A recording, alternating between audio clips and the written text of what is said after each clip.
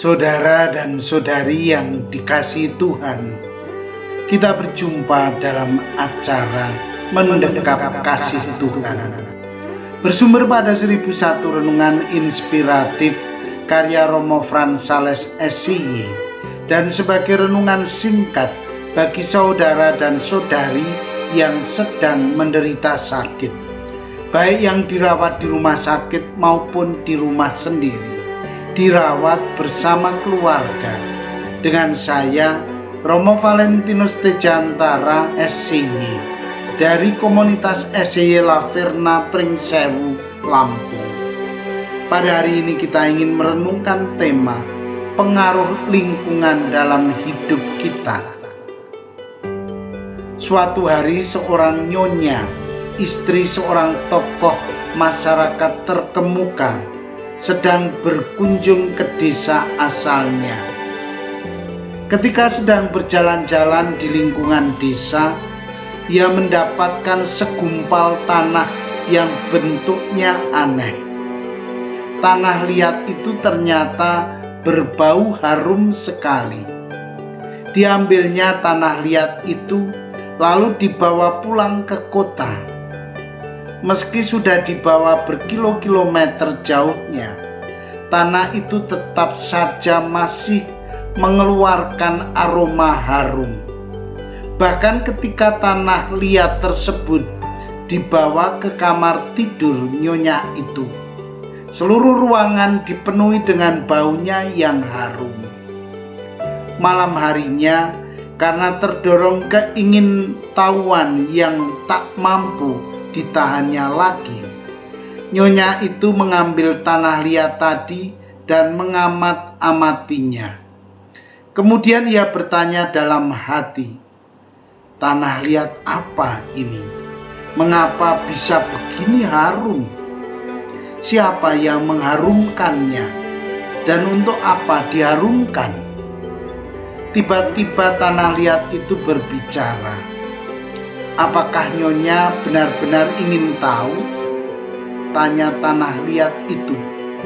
Mendengar kata-kata tanah liat itu, terkejutlah nyonya terhormat itu. Dengan gugup dan amat takut, nyonya itu menjawab, "Iya, aku ingin tahu." "Tidak usah takut nyonya," kata tanah liat itu. Mendengar kata-kata tanah liat itu, nyonya itu menjadi tenang kembali. Kata tanah liat itu, "Begini nyonya, saya hanyalah tanah liat biasa, tetapi lama sekali saya ditempatkan berdampingan dengan minyak wangi dari Paris. Bahkan saya sempat ketumpahan minyak dalam jumlah yang lumayan banyak. Karena itulah saya berbau wangi." Saudara dan saudari yang dikasihi Tuhan, kita hidup dengan orang yang memiliki berbagai watak, suku, kebiasaan yang berbeda-beda. Keberagamaan itu turut mempengaruhi kepribadian kita. Lingkungan hidup di mana kita tinggal ikut berpengaruh dalam pembentukan kepribadian kita. Seseorang dapat memiliki watak yang keras, juga dipengaruhi oleh lingkungan di mana ia hidup. Ia tidak begitu saja lahir dengan watak yang keras. Lingkungan berperan dalam membentuk watak seseorang. Atau orang yang tumbuh dalam suasana kasih dan saling mengampuni akan memiliki watak seperti itu dalam perjalanan hidupnya. Ia menjadi orang yang mudah diterima oleh banyak orang karena begitu mudah memperhatikan sesamanya yang membutuhkan pertolongannya. Ia menjadi orang yang mudah mengampuni sesamanya yang melakukan kesalahan terhadapnya. Namun semua itu mesti mengalami proses dalam perjalanan hidup seseorang.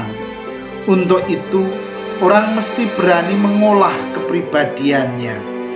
Orang tidak bisa membiarkan wataknya yang keras dan mau menang sendiri terus-menerus bertumbuh dan berkembang.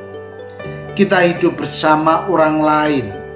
Mereka juga memiliki watak yang mempengaruhi hidup kita. Ada orang yang begitu mudah menyerah pada apa yang sudah ada. Tentu hal ini mesti mendapatkan perhatian. Kita ingin menjadi orang-orang yang memiliki kepribadian yang lemah lembut dan rendah hati.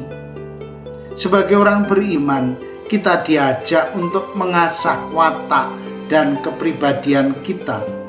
Dengan demikian kita dapat menjadi orang yang mampu hidup bersama orang lain di sekitar kita.